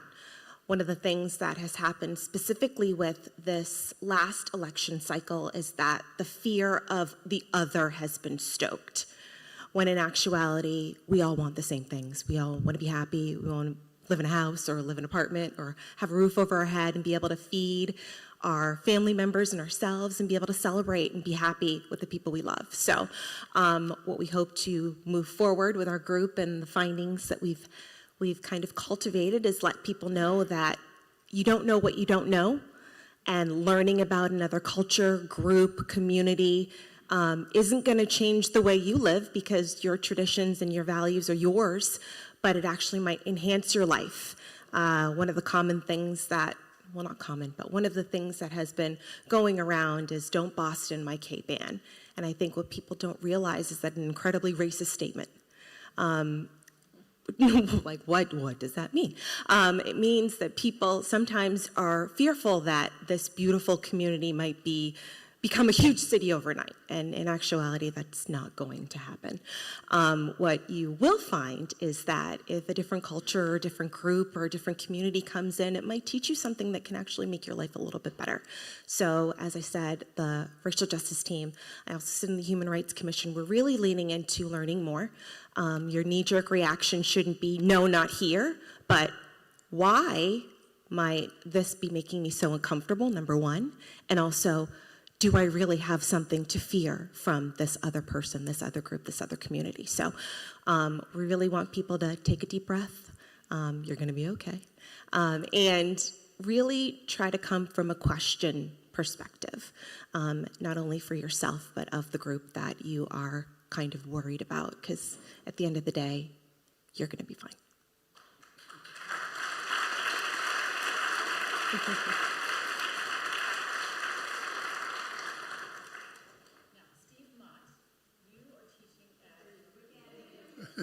Go on there, Bob. Good? Better? Okay. So our next panelist is Steve Mott, who teaches at the Community College, Massasoit Community College in Brockton. So you have an entirely different level of your student body is different. They are voters. They're young voters. So tell us about your curriculum and tell us about your students. Okay, I'm a little embarrassed to follow after people who are so well-spoken, but just some of my own personal history. Dick and I grew up in a kind of rural town that was... Closer to your mic, maybe? Sorry. Thanks. Ooh. Oh. I think that's good. Okay. Yeah. So we were just kind of country bumpkins. And you and Dick Prouty. Yeah. Yeah. So the first time I had any experience outside was, excuse me, I went to a school in Southern Ohio, to Marietta College. One of the most racist places I'd ever been in my life. There was a kid on my dorm floor who had a poster on his door. I like Ike, E-I-C-H, Eichmann. Oh, it's... Okay, yeah, sorry. Little... Okay, yeah, he had a bumper sticker. I like Ike, E-I-C-H, not Ike the president, but Eichmann the Nazi. Most of the fraternities had white Christian clauses. It took me 3 years to turn some of that over, which I finally did succeed at, but then all of the alumni just deserted us. So anyway, after that, I went into the Peace Corps, and I spent 2.5 years in Nepal. And we did this really amazing thing about introducing new varieties of rice and wheat and beginning of the Green Revolution. But what I also found out was that women are treated so badly. They're things. There were some women in the village whose husbands had died. They were forced to marry older men, and they were sexually available to anybody in the village that wanted them. So learning that kind of stuff, I brought that back home with me. When I came back, my parents had divorced and lived in different states, so I didn't have a home. So I just went down to D.C., and I thought, okay, the Peace Corps will have places for me to get a job. They didn't. So my friend and my two best friends had both joined VISTA, Volunteers in Service to America. So I said, okay, what the heck, I'll do that. I'll join that. That'll give me a chance to readjust. So I went to the VISTA recruiting office, and the woman said, well, we don't have any programs right now, but do you want a job? I said, okay. So I became a recruiter and traveled throughout the South. And it really was shocking for me, honest to God. There were three of us. We were like the Mod Squad, a black, a white, and a brunette. But I'm driving through Alabama, and my black friend is sitting next to me, and cars are going by us, giving us the finger, screaming at us. So finally he said, Steve, pull over, pull over. He made me get in the back seat, and he drove, and then everything was fine. Wow. Well, so how are you seeing that in your classroom? Connect us back to your classroom. Okay, so there are three ways of doing sociology. There's positivistic, and that's just, okay, what is, what is. Then there's interpretive, okay, so what's the qualitative stuff? And then there's critical. So the one I focus on mostly is critical, so that people should become an agent of change themselves. There's a Thomas theorem, which I put on every board I can find, and what it says is, situations defined as real are real in their consequences. So if you happen to be a woman and you're considered inferior, I guess that means you can be abused. I guess that means you can be not paid as well. Okay, so, and if you happen to be black, you can be owned. You can be lynched. You can be whatever. If you happen to be an indigenous person, we don't care if we wipe you out because what the hell, you're savages. Andrew Jackson, President of the United States, skinned an indigenous person and made reins for his horse out of that skin. The Trail of Tears happened because Supreme Court ruled in favor of the indigenous people. Andrew Jackson says, they don't have an army, I do. Get them the hell out of here. And that was the Trail of Tears.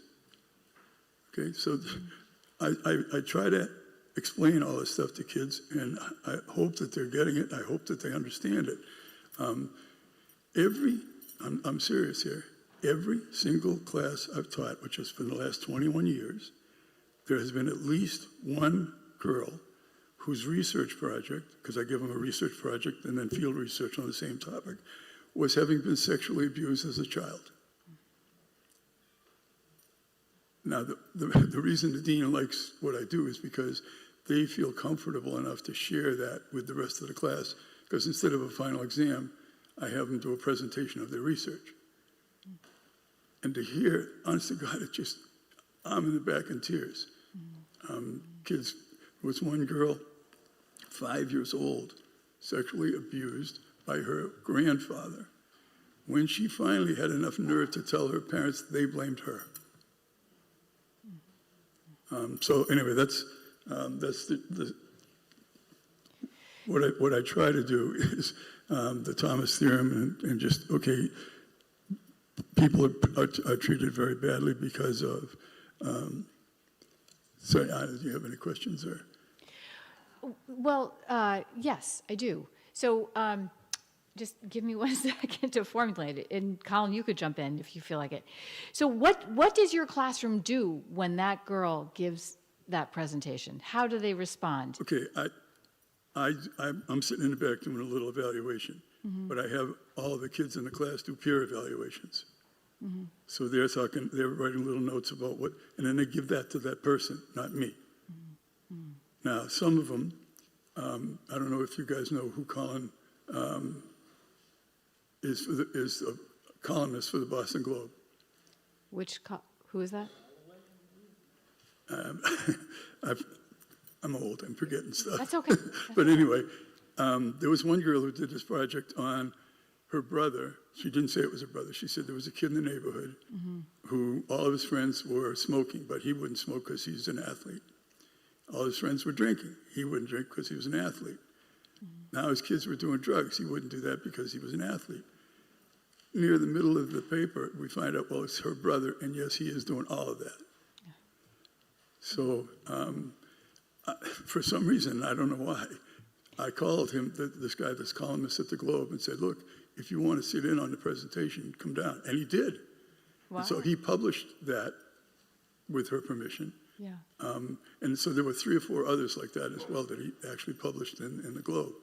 But one of the reasons the dean likes me is because people feel safe in that classroom sharing that stuff. So you were talking to us in the historical room earlier about the polling you did in your classroom about the election and how your students voted. So tell us about that. Okay. Before the election, I asked them, okay, how many of you guys are old enough to vote? So only 2 were too young.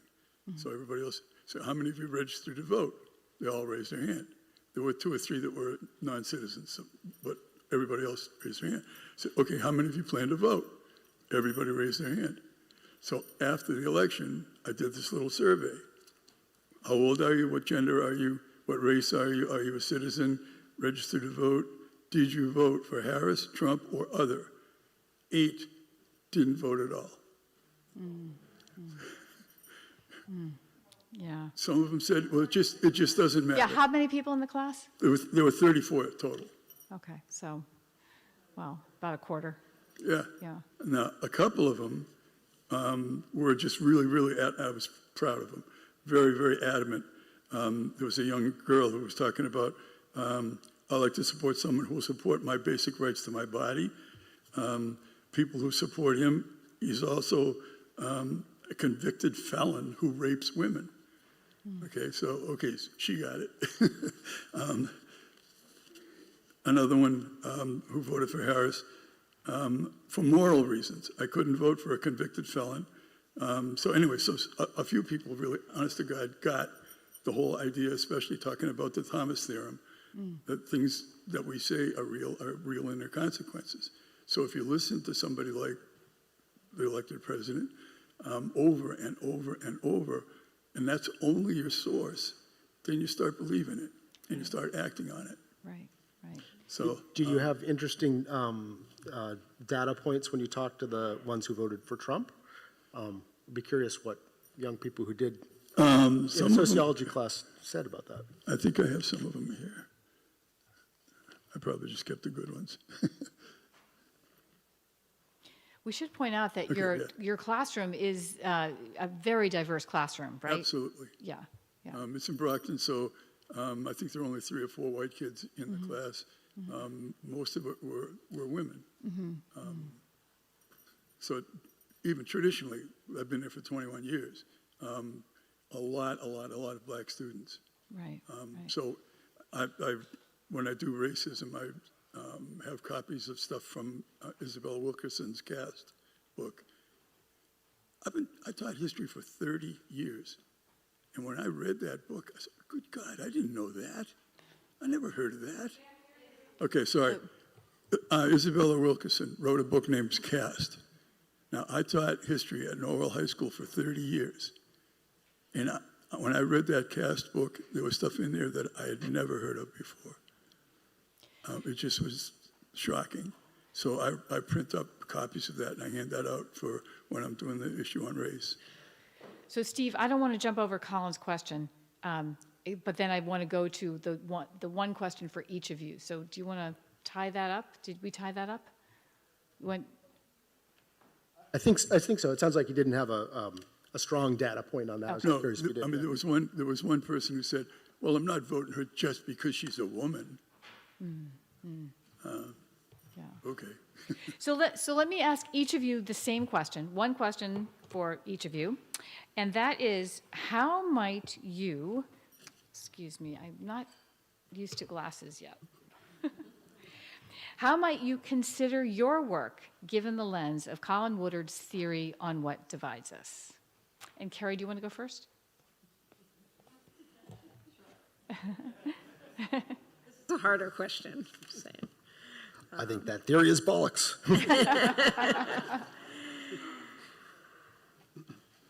Okay. So, as I said before, so Colin Woodard's book is all about, the divisions that persist, right, and have persisted for hundreds of years. And I think what it made me really think about, and Colin, you alluded to this towards the end of your talk, is that we don't have a lot to unite us right now as a country. So, and I'm cognizant of that when I teach young people. I mean, one of the things I tell them at the beginning of the school year is we still pledge allegiance every morning, and I say it, and I sort of set the example and say it. And all the students stand and they put their hands on their hearts, but typically not very many people, it's not very cool when you're in 8th grade to say the Pledge of Allegiance, apparently. And I explained to them that that is something that we do that's meant as a uniting thing, right? That it was, I explained the history of the Pledge of Allegiance and how it began when there were lots of immigrants coming and this sort of thing. Anyway, my point being that when I look at my students, they, in the country in general, everything just, it seems so like there's more that divides us than unites us, if that makes sense. And I think back to 9/11 when there was sort of a brief coming together of the country where we sort of felt more united right after 9/11. But then we began the wars in Iraq and Afghanistan, and from my perspective, mostly repeating the errors of Vietnam, which also divided us. So you had some people fighting in those forever wars, most people not paying any attention to them, quite frankly. They ended poorly. So we haven't had, I guess I think back to like World War II generation, you know, they were united, we were united as a country, that there was something, a common story, just like you were saying, to unite the whole country, even though it's fractured with those deep divisions you were describing. And anyway, and of course we also, you know, those divisions are being stoked right now by political leaders to their advantage. I mean, I think that's sort of why we're in the position we're in, is because it's the divisions that are being exploited. Anyway, I guess, I don't know if I answered your question, but the end of your talk made me really think about, you know, this idea that we need a new story to unite us. And I love that idea, and I think that I'm glad that work is happening, because I'd like to share that with my students, I guess is what I'm saying. You need to give her the crystal. What's that? Colin needs to give you the crystal for your classroom. Yeah. I don't know, I'm not sure I made a whole lot of sense there, but hopefully I No, did. you did. You did. It was good. Yeah. Michelle, your turn. Yeah, close. Better. There we go. That's good. I approach the issue from a slightly different perspective. I see myself personally as a disruptor. I see myself as someone who is constantly challenging the status quo. I see myself as someone who is encouraging people to think deeper, to put themselves in other people's shoes, especially when they have such deep-seated convictions in certain things that they think about. I see the work that we're doing, not only with the racial justice team, but also with the Human Rights Commission, is forcing people to confront some of the ideas that they've been living with and we constantly are bombarded with in this country. Instead of blaming someone for something, I think you have to take a step back and ask what you've done to make that situation worse yourself. And I think that with the future and what I hope to see is that just because person A says something, you don't have to necessarily jump on the bandwagon with them. It's okay to have your own opinion and your own experiences, and having everyone be more thoughtful and less quick to judge would be a better way to have really meaningful conversations, especially when you're coming from different sides of the coin, whatever the issue is. Speaking to understand or even just reacting is something that we're all really, really charged to do. I think not any issue that people are dealing with right now, you can't really be in the middle, either you're one way or another.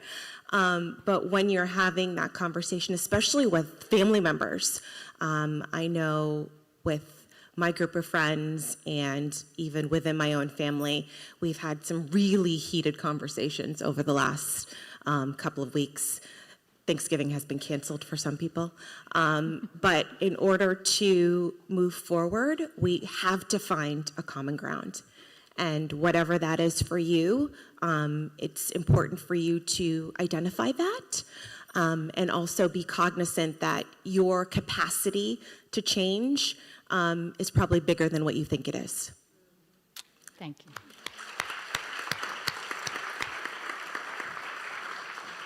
Okay, Steve, you want to take a crack at what would you, in your classroom, how might you consider your classroom in the light of Colin Woodard's talk today on what divides us and what might unite us? Okay. Having listened to him, I found out that I'm a Puritan. Okay, I actually do. I am related right back to Elder Brewster. But what I try to do in the classroom is have kids work together. When I taught at the high school, I introduced an American Studies program where English and history teachers work together with the kids, but working in groups. Because one of the things that I told the kids was, you will never learn anything more than if you're trying to teach it. So if I'm explaining this to somebody in my little group, it's working for me. Okay, so I do the same thing in the college courses. I have kids stand up, first of all, interview each other, introduce each other, and then they help each other out when they're working on the stuff. I give them a take-home test. Now, it's just multiple choice, so they could just go through the book and get the answers. I said, now, it's not cheating if you work with somebody else on this test. That's collaboration. The worst thing in the world is what? You're going to talk for an hour about sociology? Oh my God, don't do that. So that's great. Yeah. No, but again, it's the working to help each other is the and most learning important. from each other. Right. Yeah. I got one other little thing to say though. Okay, please. I traveled all over every state in the country, but when I was in the South, I told the kids in the class, people hate people from Massachusetts. And it's not because of the Red Sox, and it's not because of the Patriots. It's because we think we're so damn smart. That Puritan thing. Right, and then I look at the kids and I say, and we are. All right, so do we have, where are the question taker people? We need our mics, excuse. Ready? So we're ready to take questions from the audience for the panel and or for Colin. And a few more minutes of this, and then we will say thank you. Okay.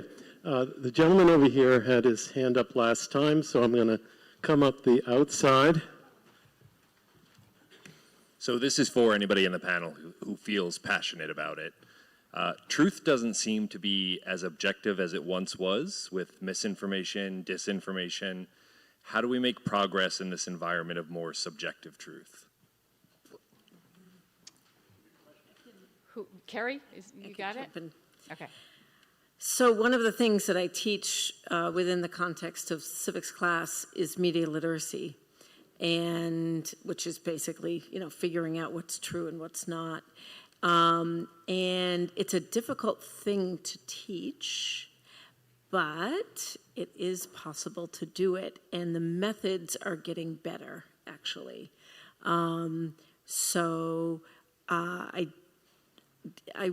I guess I would just say that in Massachusetts, eighth graders are, eighth grade teachers at least are trying their best to help students discern, truth from falsehoods.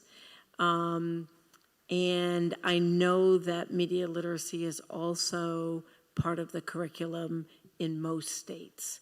So we as teachers, we're trying. It's really, it gets harder and harder as the methods of deception get better and better. And, of course, the information environment that we're all living in makes it very, very difficult. But we're trying, I guess is the point. We're fighting the good fight. Steve, you want? Okay, again, the Thomas theorem, but there's also a thing called facing history in ourselves. Now, I was in on the think tank that put that stuff together, but what I just used it the other day. the first step is anti-locution. So if we call people bad names, if we make jokes about them, then it means that avoidance. You don't want to be near those people. You stay away from them because they get just dumped on all the time. And then the next step is discrimination. Why do I have to stay away from them? Why the hell can't we just put them somewhere else? So I make the example that even at the high school, special ed kids have to be marched down the hallway to their own little room behind the theater. I would not let that happen. In my class, I always had groups that were combined. Yeah. They worked together, and okay, so that was good. Now the next thing is physical abuse. So I always stood out in the hallway between classes. And so finally, I had kids write an essay. Have you ever been abused? Have you ever been the abuser? Or have you ever been a bystander? And some of those things were just shocking. Wow. Yeah. Now, I covered up the names, and I made the teachers read them at a teachers' meeting. Now, some were pissed at me because it was them that was doing it. Yeah. But what I keep telling teachers all the time is you have no idea what's going on in the lives of the kids on the other side of the table. Right. It's really true. Okay, we need to get to one more question, or a couple more questions. Thank Okay, you. let me just finish up. No, we need to go to another question because All right. people really want to do that, and we don't have Okay. time. Thanks.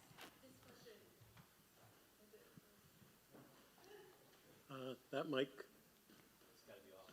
Oh, We can repeat it out for you, Oh, come on. just to save time. It's okay.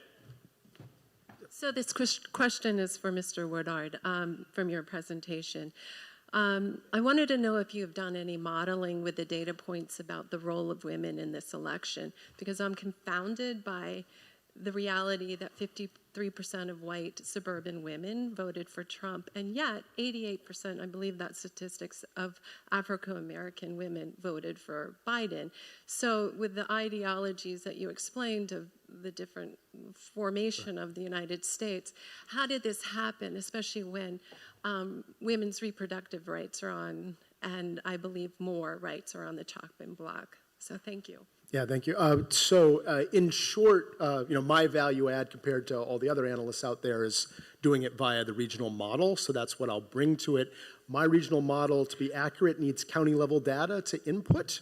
And I discovered in past times, we'd be election day +7, and I'd run the piece because everyone wants the American Nations analysis in past elections.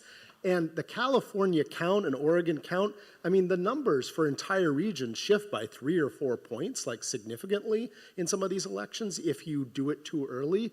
So this time around, for what I do, I am waiting till California is done. They still have 700,000 ballots out there, and we actually get the story right, and then diving into all sorts of things. I mean, the questions I ask are there differences in all these different demographics if you compare them across regions? Purple Martian Americans who are age 700 or above in this region compared to in that region, are there significant differences between them, or are they roughly the same? And if there's significant differences between them, why is that, right? So that's the lens I'll go at. So it'll be another week or so before we start chomping on that, but it will come, but just we want to have the right data rather than the quick data. But what are your thoughts? I mean, I don't know until we see the numbers. I find it surprising, given the gravity of Dobbs, like you, that the numbers you're seeing kind of don't make sense. So parsing them to try to see if there's a clearer answer in there. Like, what's the breakdown? Okay, so it would make sense if you're a white evangelical, you're very likely to not care about that. What percentage are, once you break that out, how does it divide by religion and region, socioeconomics, and you can start telling a story that the evidence starts telling you what's going on at a degree that the top level doesn't. Those are intriguing questions. I get big question marks like you do, but it's only in slicing through the data, once you're pretty sure that their data is robust, to try to find out what the answer is. And I don't know what it is, but I share your question. Another question.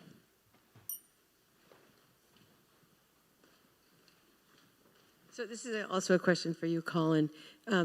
I heard you say at the beginning of your presentation that here's what's coming, but stand up I'm not quite sure if you said, so maybe it's not coming. So my question then is for you, how hopeful are you that in the short term, we'll say 2 years, what chance does liberal democracy have here in the U.S.? It will be very much under assault. If it wasn't Donald Trump per se, I could predict to you with incredible accuracy exactly what will happen next, if it were Viktor Orban doing it. But Trump is, we know he's mercurial, that he changes his mind and contradicts himself and listens to one person. His core agenda himself is fairly fluid. So a number of disturbing things will happen from a potential menu, but exactly how they roll out, it's hard for me to say, but it will be the living in a constitutionally mediated order where there's rule of law and rules, and somebody says, I'm going to do X, and it's like, well, you can't do that. That's against the law, and it's unconstitutional. That last part is no longer necessarily the case, because the real question you have to answer is, well, who's going to stop that, right? And when you really stop and say that, you may not have a very good answer for that anymore, given the track record you see, and the number of provocative and authoritarian things that will be attempted will be very large and very severe, and there are no guardrails anymore. And the administration, unlike 2016, won't be staffed with Republican cadres jumping in because Donald Trump didn't have an apparatus with him. It will be people chosen specifically because they're loyal and will say yes, sir, to whatever comes up, so that it's a totally different ball game than before. And you're not going to be living in a democratic society. That doesn't mean you can't eventually roll back, but when you push the toothpaste out on those kind of things, it's a generation to get it back. And it's baked in that it's going to be bad. The specifics, I think you can expect the deportation in some form will happen. I think you can expect a lot of the 2025 stacking of the civil service based on loyalty and purges. And I think it's certain that the generals chosen or purged from the department based on loyalty to the president, if you need the power ministries on your side, that's going to happen. So, yeah, but there's no sense getting all panicked ahead of time until with a threat or what might happen. Wait till it comes. If you care about the liberal democratic tradition, small L, small d, conserve your energy. Don't go crazy about every single thing. As all of this craziness it unfolds, pick the things that you can do. If you're a teacher, you're going to do a certain set of things. If you're working as you are, you're going to do a certain thing. If you're a sociologist, if you care about this group of people or have contacts with them, or you are a member of that group, or you're a lawyer, or you're a fisherman, it's a different answer, but pick the thing that you can stand on and focus your energy on that, because you can't be scattered everywhere. And if you can't have a society get totally overthrown and pushed back if the society doesn't participate. So all that's going to be important. Conserve your energy, choose your fights, don't be afraid, but it's going to be crazy. Thank you, Colin.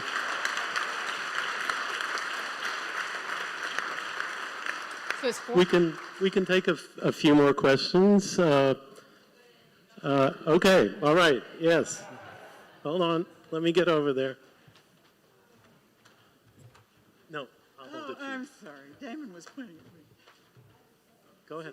I'll hold it. You just talk. Oh, I'm sorry, I didn't get that. Let me stand up. I'd like to ask the question about where views on the economy play historically and regionally. One might make the argument that Trump won because the economy was not working for most people. So in terms of capitalism, neoliberalism, Ayn Rand, Bernie Sanders, how do the different regions and the history of this country view the right way to manage the economy that will benefit everyone? I mean, very briefly, top level, yes. I think the swing voters who decided the election were voting, like I said before, as if it was a normal election where democracy wasn't on the ballot, but rather you don't think things are going well, punish the incumbent party, and a lot of it was economic. So, yes, I think that's what happened. In broadly speaking, the individual liberty regions are the ones who are libertarian in their desired policy outputs, including their federal delegations and their state legislatures and their governors, and the ones in the sort of Yankee zone are the more communitarian ones.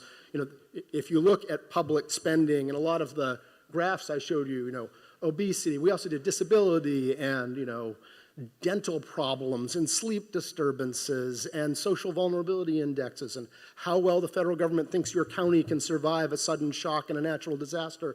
All those things track perfectly like communitarian regions that do public spending and investments, high service, high taxes, do well on life expectancy and health and surviving COVID and all the metrics except binge drinking, and the individual liberty nations do terribly on them. In other words, the libertarian policies we know just as a data exercise, make people less healthy, die, less happy. You can even do happiness indexes and stuff. We know what works and doesn't, but that doesn't mean you can just change it. So yeah, the places that are most, where the problems are worst are the places that have the strong individual liberty traditions, which tie into kind of what you're talking about. So yeah, that's broadly speaking the deep problem that we have. I want to say thank you before everybody leaves. So how are we doing, gentlemen? Should we, one more question, or can we say thank you? One more question. Okay. Oh, Jerry. This question is addressed to Colin. Colin, when you take your message around the country, do the responses from your audiences vary among the 11 nations? Yeah, excellent question. Surprisingly, not as much as you would think. I mean, part of it is self-selective. I'm invited to. It's not that it's self-selective that they are communitarian or liberal, but it's usually a certain education level. I'm invited by a think tank in Tennessee, and it's transpartisan, and we have people all across. But they're all people like know politics and follow things pretty closely and stuff. So no, not big differences. I do a lot of speaking in Greater Appalachia, Far West, not the Tidewater Zone, but that's changed. Not so many in the Deep South that weren't, I've been in Atlanta, but speaking at a national conference that's in Atlanta, so I don't have as good a sense for what a Deep Southern audience would bring to it, because that's the one region in American Nations, like, there are good and bad things you can say if you read American Nations about each regional culture, except Deep South. That's not a commentary on the people, but the system was an oligarchic, authoritarian system from the beginning, based on a slave system, a race-based slave system, and then an apartheid. It's a bad legacy, and Deep Southerners know that. There's lots of Deep Southerners fighting that and know that's the legacy, and everyone should back them up and help them, because if the Deep South changes in that respect, the effects on American politics will be profoundly good. And the Deep South, because it's historic, if you just speak as a historian, it's a legacy caste system. And that means that unlike, say, Greater Appalachia, you have built in an entire set of the population, sometimes almost a majority of the population, who has never been on board with the way the system is designed, which means the Deep South's margins, if you looked at those maps, Trump wins the Deep South by 7 points. He wins, Greater Appalachia by 22.